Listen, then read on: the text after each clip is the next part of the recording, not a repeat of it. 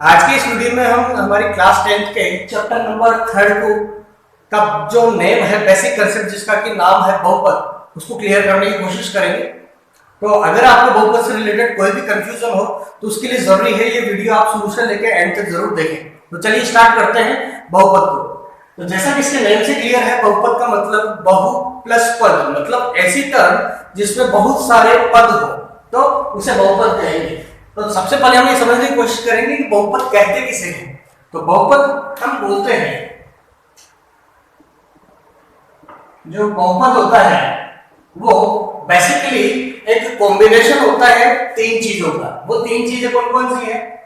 पहला तो होता है अचर, फिर चर, और तीसरी चीज होती है घात। तो इन तीनों चीजों के कॉम्बिनेशन को ही हम बहुपद बोलेंगे। अचर को, जो कि बेसिकली नंबर होते हैं जिनको कि हम कांस्टेंट भी बोलते हैं।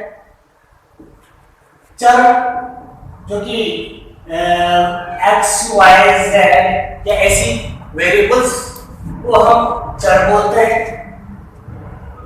और तीसरी जो टर्म है घात, तो घात का मतलब हम क्या समझते हैं? पावर से समझते हैं।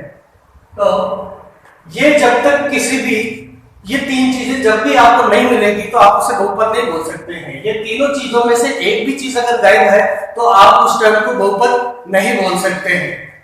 इन तीनों चीजों का होना बहुपद के लिए बहुत जरूरी है। तो जैसा कि हम एक एग्जांपल लेते हैं, यहाँ पे एक और बात मैं क्लियर कर दूं, ये जो पावर है, ये पावर पूर्ण संख्या में होनी चाहिए। पूर्ण संख्या से मतलब 0, 1, 2 से लेके इनफाइनाइट तक कुछ भी हो सकता है पावर, लेकिन पावर की वैल्यू कभी भी नेगेटिव नहीं होनी चाहिए। ये सबसे मेन कंसेप्ट है। तो इन तीन चीजों से मिलकर बनी हुई चीज को ही हम बहुपद बोलेंगे। तो चलिए आगे बढ़ते हैं। जैसे कि एग्जांपल लेते हैं,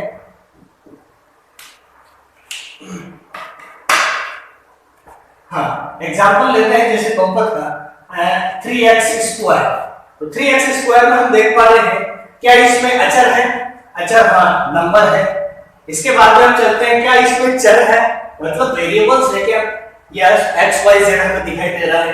तीसरी चीज क्या इसकी घात है? यहाँ घात भी है। तो क्या घात 0 से लेके इनफाइनाइट तक नेगेटिव तो नहीं है ना? तो यस, हम देख पा रहे हैं ये तीनों ही चीजें हमें इसमें मिल रही है। तो हम 3x स्क्वायर को ऐसे बहुपद बोल सकते हैं।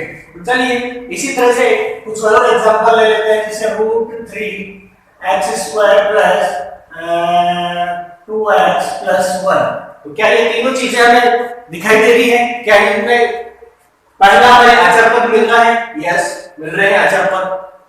फिर हम देखते हैं क्या हमें चर मिल रहा है, एक्स वाई जेड कुछ दिखाई दे रहा है, एक्स एक्स एक्स दिखाई दे रहा है। बट आप देखेंगे यहाँ वन की जगह आप ये कहेंगे कि सर इसमें तो ये अचर है ही नहीं, सॉरी चर है ही नहीं, एक्स वगैरह दिखाई नहीं दे रहा है। बट यहाँ पे भी चर है। एग्जैक्टली वो क्या है? एक्स की पावर 0 की फॉर्म में, और हमें पता है एक्स की पावर 0 हमेशा क्या होती है? 1 होती है। इसीलिए बाय डिफॉल्ट आपको यहाँ क्या दिखाई दे रहा है? 1। तो हम देख रहे हैं इस वाले एग्जांपल में भी ये तीनों चीजें हमारे पास थी, इसीलिए हम इसको एज ए बहुपद बोल सकते हैं। चलिए आगे बढ़ते हैं। अब हम समझते हैं बहुपद का टाइप्स के बारे में। बहुपद कितने टाइप के होते हैं? तो टाइप्स या प्रकार, कितने प्रकार के होते हैं? तो इसको भी हम दो टाइप से समझेंगे। बहुपद को पहला टाइप के हिसाब से समझेंगे हम पदों के आधार पर, और दूसरा टाइप हम समझेंगे घात के आधार पर। तो अगर हम पदों के आधार पर बहुपदों की व्याख्या करें कि पदों के आधार पर बहुपद कितने टाइप के होते हैं, तो वो होते हैं एक पदीय बहुपद, एक पदीय, द्विपदीय, इसी तरह से त्रिपदीय। इसका क्या मतलब हुआ? अगर किसी भी बहुपद में हमें सिर्फ एक ही पद दिखाई दे, जैसे कि यहाँ पे दिखाई दे रहा था, तो एक ही टर्म अगर आपको दिखाई देगी तो आप उसको एक पदीय बहुपद बोलेंगे। इसी तरह से अगर आपको 2x प्लस 2 यहाँ पे दो पद दिखाई दे रहे हैं तो इसको द्विपदीय बहुपद बोलेंगे। इसी तरह से तीन पदीय बहुपद, तीन पद जहां दिखाई देंगे उसको तीन पदीय बहुपद बोलेंगे। तो ये व्याख्या थी पदों के आधार पर। अब हम बात करते हैं घात के आधार पर। घात के आधार पर बहुपद कितने टाइप के होते हैं? तो पहला होगा इसका रैखिक बहुपद, जिसको कि हम लीनियर पॉलिनोमियल बोलते हैं, रैखिक बहुपद। दूसरा टाइप होता है द्विघात बहुपद, और तीसरा टाइप होता है त्रिघात बहुपद। तो जैसा कि आप उनके नाम से ही समझ पा रहे हैं, अगर किसी भी बहुपद की घात ओनली एक हुई, हाईएस्ट पावर, घात का मतलब क्या है? यहाँ पे घात का मतलब क्या है? उच्चतम घात।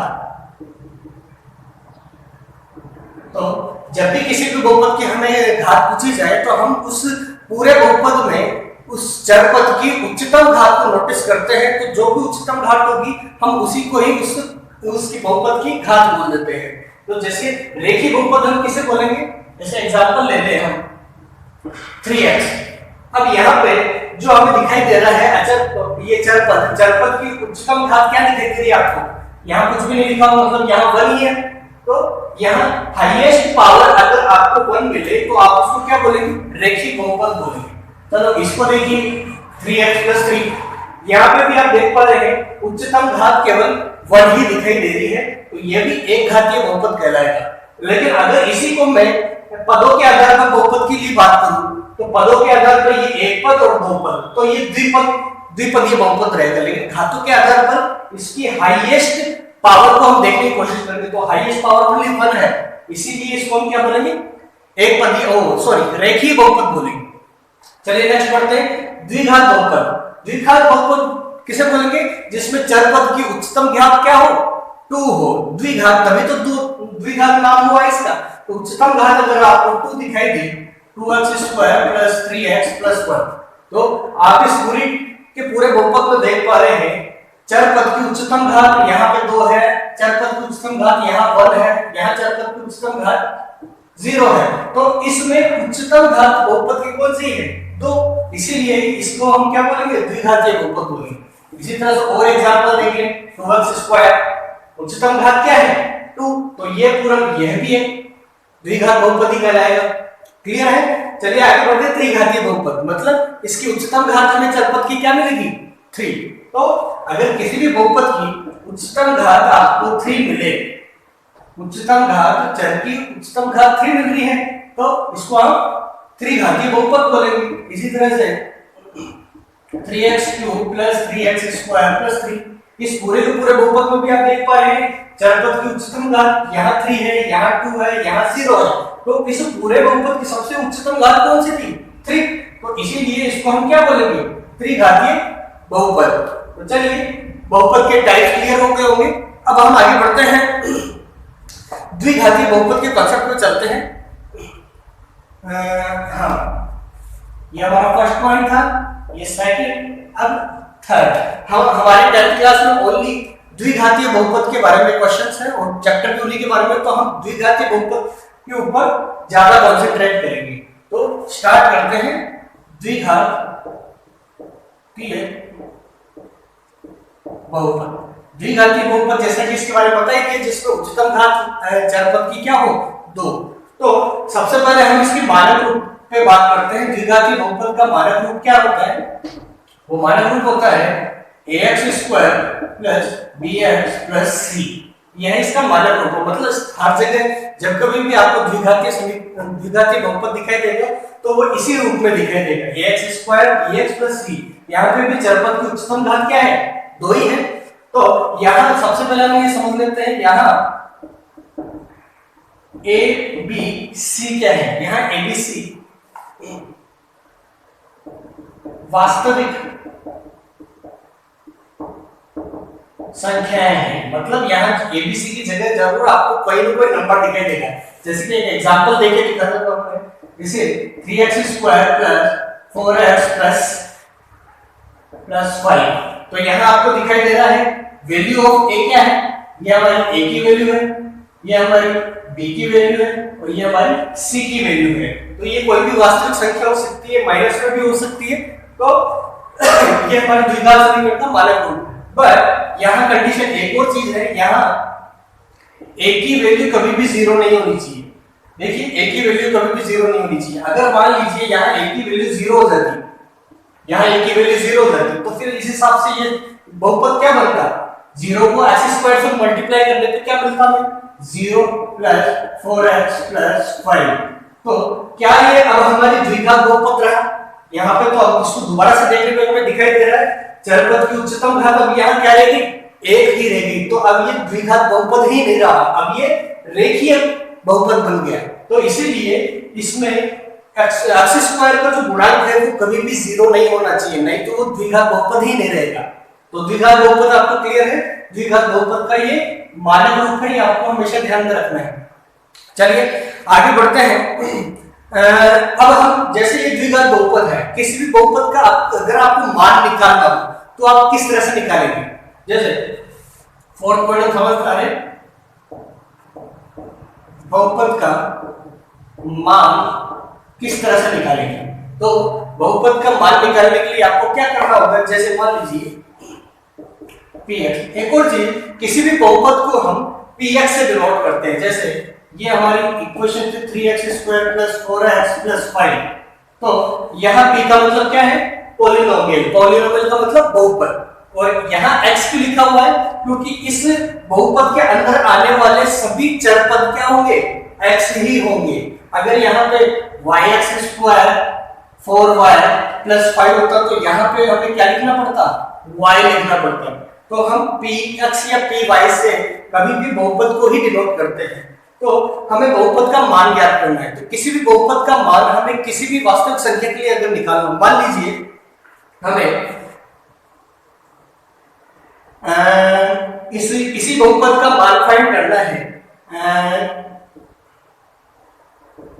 कि एक वैल्यू है, k की वैल्यू कुछ भी हो सकती है। मान लीजिए इस क्वेश्चन के लिए हम मान लेते हैं कि p की जगह, k की जगह आपको क्या पुट करना है, 4, मतलब k आपको y जहां पे भी दिखाई दे वहां पे आपको क्या पुट कर देना है, 4 पुट कर देना है। तो इसके लिए अगर आपको मान निकालना है तो जहां पे भी y दिखाई देगा आपको उस जगह क्या पुट कर देना है, 4 पुट कर देना है। तो चलिए यहाँ पे हम 4 पुट कर देते हैं, बस इसको सॉल्व कर लीजिए। 3 4 का स्क्वायर 16, 4 4 जा 16, 5 48, 60 + 5 कितना हुआ ये,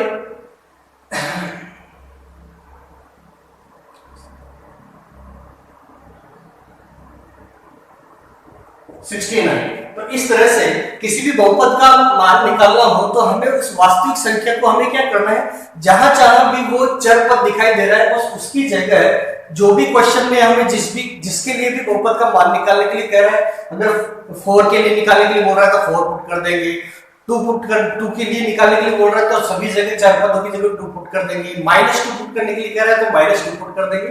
और इस तरह से हम बहुपद का किसी भी बहुपद का मान निकाल सकते हैं। चलिए आगे और बढ़ते हैं। अब हम इसका मेन टर्म समझने जा रहे हैं जो हमारे 10th के हिसाब से बहुत ही बेसिक है, शून्य के बारे में, जीरोस के बारे में। तो शून्य समझते हैं हम, आखिर शून्य क्या होता है, जीरो। तो किसी भी बहुपद के शून्य क्या कहलाते हैं, तो उस शून्य को के बारे में समझते हैं। शून्य का मतलब एक तरह से ये हो गई कि उस बहुपद के वो एक्चुअल रूट कहा जा सकता है। मतलब किसी भी बहुपद का शून्य को वो संख्या होगी जिसको बहुपद में पुट करने पे उस पूरे के पूरे बहुपद का मान क्या आ जाए, 0 आ जाए। इसीलिए तो इसका नाम क्या पड़ा है, शून्य। जैसे कि इफ, अगर, या यदि भी लिख सकते हैं, यदि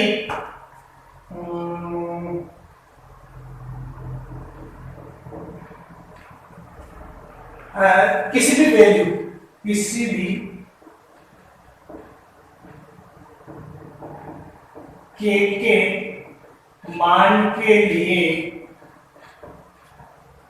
पूरे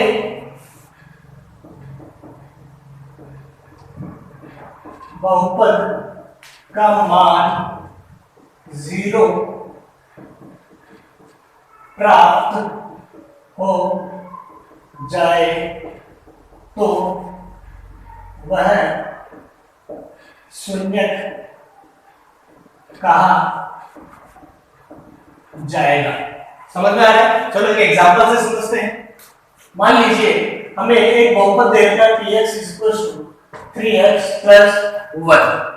तो अगर हमें इसकी जीरो फाइंड करना है तो जीरो फाइंड करने के लिए सबसे जरूरी चीज क्या है कि इस px की वैल्यू को इसका आंसर क्या आना चाहिए? 0 आना चाहिए। तो अगर इसका शून्य निकालना है तो जो भी बहुपद हमें दिया हुआ है उसको किसके बराबर रख दीजिए? बस आप 0 के बराबर रख दीजिए। तो हम एक बार प्रूव करके देखते हैं इसी को।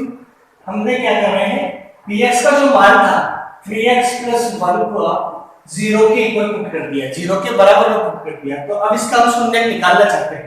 तो चलिए 3x = 1 को उधर ट्रांसफर किया, -1 हो गया, और 3 इधर x के साथ मल्टीप्लाई में था तो x को इधर ही रखेंगे, 3 उधर जाके डिवाइड हो जाएगा।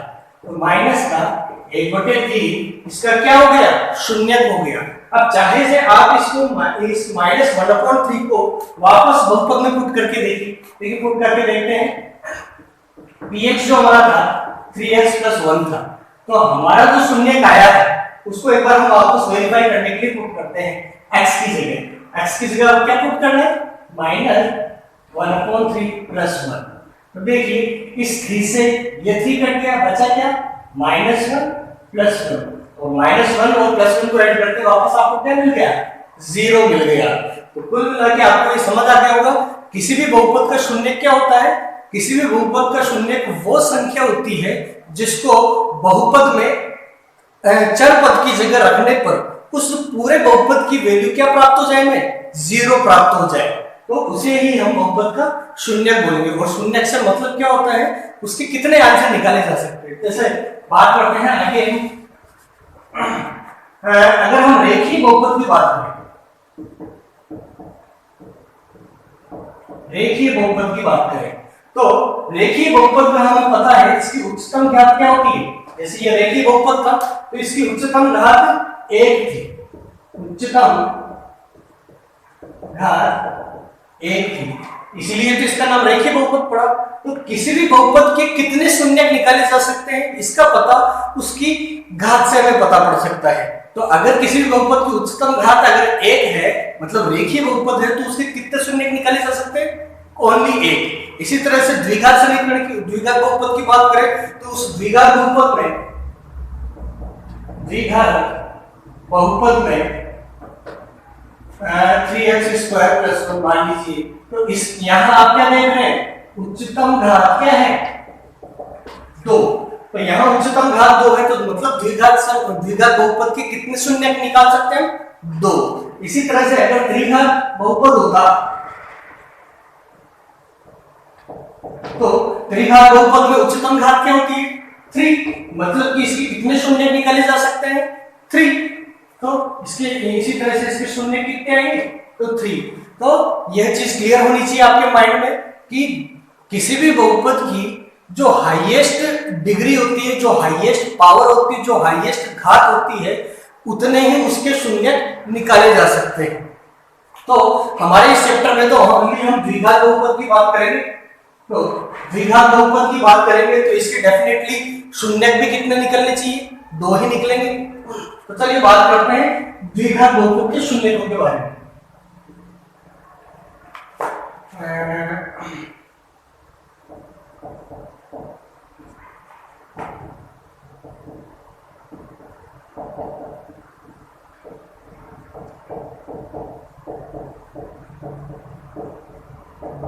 तो जैसे कि अभी भी मैंने बताया कि द्विघात बहुपद के मैक्सिमम से मैक्सिमम कितने शून्य निकाल सकते हैं? हम 2 शून्य इसके निकाल सकते हैं। तो हम मान लेते हैं कि वो जो 2 शून्य आने वाले हैं उनका कुछ नाम दे देते हैं। जैसे कि वो 2 शून्य हमने मान लिए, वो 2 शून्य के आने वाले हैं अल्फा और बीटा। एक ये तो पहला शून्य कहलाएगा, ये दूसरा शून्य कहलाएगा। 2 मान निकाले जा सकते हैं, द्विघात समीकरण है तो द्विघात बहुपद है तो तो चलिए अब हम एक रिलेशन स्थापित करना चाहते हैं ताकि हमें आगे पढ़ने में एक सुविधा रहे। तो इसी के अंदर हम एक टॉपिक को समझेंगे कि शून्यकों का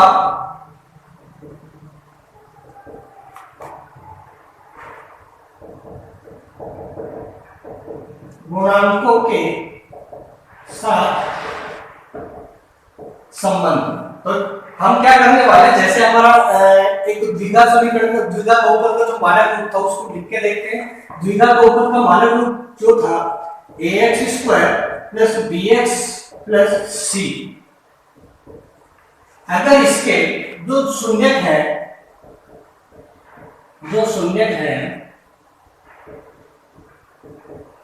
अल्फा और बीटा है, तो इन दोनों शून्यकों का इनके गुणांकों के साथ, ये गुणांक है, ये तो चर पद थे, हमें तो इनके गुणांकों के साथ एक संबंध की चर्चा करनी है।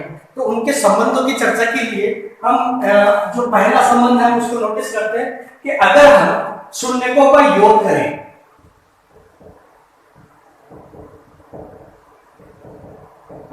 मतलब हमारे जो दोनों शून्यक थे अगर हम उनको प्लस करें, अल्फा प्लस बीटा करें, तो अल्फा और बीटा दोनों शून्यकों को जब भी ऐड करेंगे तो आपका जो आंसर आने वाला है वो -b/a आएगा। -b/a से मतलब, अब देखिए b क्या था हमारे इसमें, b जो था वो x का गुणांक था, बीच वाली टर्म का गुणांक। तो b क्या है हमारा यहाँ पे, x का गुणांक अपॉन, इसी तरह से यहाँ a क्या है, देखिए a जो है हमारा x² का गुणांक है, a जो है हमारा x² का गुणांक है। तो इसीलिए इस संबंध को हम क्या बोलते हैं कि शून्यकों का उसके गुणांकों से संबंध बोलते हैं। किसी भी द्विघात बहुपद के अगर दोनों शून्यकों को जब भी आप प्लस करेंगे तो उसका आंसर हमेशा क्या आएगा, -b/a ही मिलेगा। इसी तरह से इसके दूसरे संबंध की बात करते हैं, शून्यकों का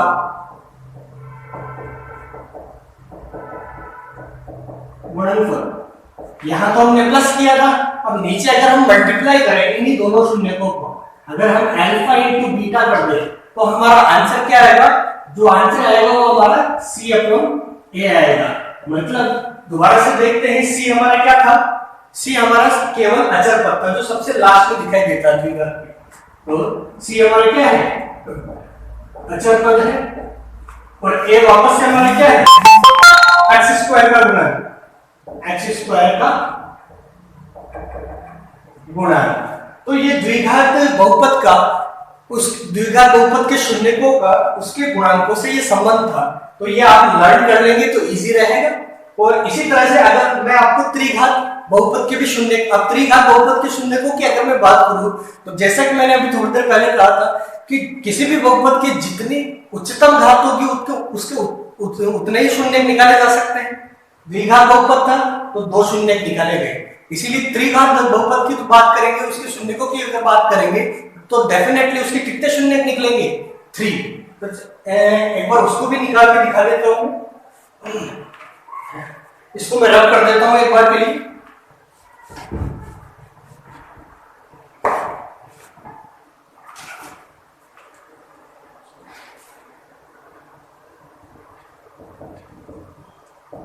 त्रिघात बहुपद के शून्यक, तो द्विघात बहुपद थे तो शून्यक 2 है अल्फा बीटा। त्रिघात बहुपद हो गए तो इसके 3 शून्यक आएंगे, तो 3 शून्यक हम अपना हिसाब से नाम कर देते हैं, पहला अल्फा हो गया, दूसरा बीटा और तीसरा गामा। अब इसी के शून्यकों का इसके और मानक रूप हम जो है त्रिघात बहुपद का मानक रूप क्या कहलाएगा, ax³ bx² cx plus d, ये इसका मानक रूप है। तो देखिए इस पूरे के पूरे बहुपद में जो चर पद है उसकी हाईएस्ट उच्चतम घात आपको क्या दिख रही है, यहाँ 3 है, यहाँ 2 है, यहाँ 1 है, यहाँ 0 है, तो उच्चतम घात 3 है, इसी वजह से तो इसको त्रिघात बहुपद बोला। और इसीलिए त्रिघात बहुपद होने की वजह से इसके शून्य के हमें 3 मिलेंगे। तो अब हम संबंध की चर्चा करते हैं कि त्रिघात बहुपद के शून्यकों का उसके गुणांकों से संबंध, ये इसके गुणांक कहलाएंगे। गुणांकों से संबंध निकालने की कोशिश करते हैं। पहली बात करते हैं, अगर हम तीनों को शून्यकों का योग करें, मतलब alpha plus beta plus gamma, इन तीनों को हम ऐड करें तो हमारा आंसर जो आएगा वापस से वही आएगा -b/a। लेकिन अब यहाँ पे ध्यान देने की जरूरत है, हमारा b यहाँ क्या है, b हमारा यहाँ पे x² का गुणांक है, वहां b क्या था, x का गुणांक था। यहाँ b हमारा जो आ रहा है x² का गुणांक है, और a वापस से हमारा क्या है, देखिए x³ का गुणांक है। ठीक है, चलिए हम दूसरे संबंध की चर्चा करते हैं। ये तो शून्यकों का योग था। शून्यकों का अगर हम गुणनफल की बात करें, मतलब अल्फा बीटा गामा, अगर हम इन तीनों शून्यकों को अगर मल्टीप्लाई कर दें तो उसका आंसर क्या आएगा, उसका आंसर आएगा -d/a। यहां देखिए d क्या है, d हमारा क्या है, हमारा रूप में देखिए d एक अचर पद है, अचर पद, और a वापस से क्या है, देखिए a हमारा वही है x³ का गुणांक है। यहां एक तीसरा संबंध और है, उसका नाम क्या है, शून्यकों के गुणनफलों का मतलब alpha beta plus beta gamma plus gamma alpha. अगर हम इन दो शून्यकों को गुणा करके उन तीनों को अगर प्लस करें तो हमारा आंसर क्या आना चाहिए, वो आंसर आना चाहिए c/a। तो देखिए ये हमारे यहाँ c क्या था, x का गुणांक,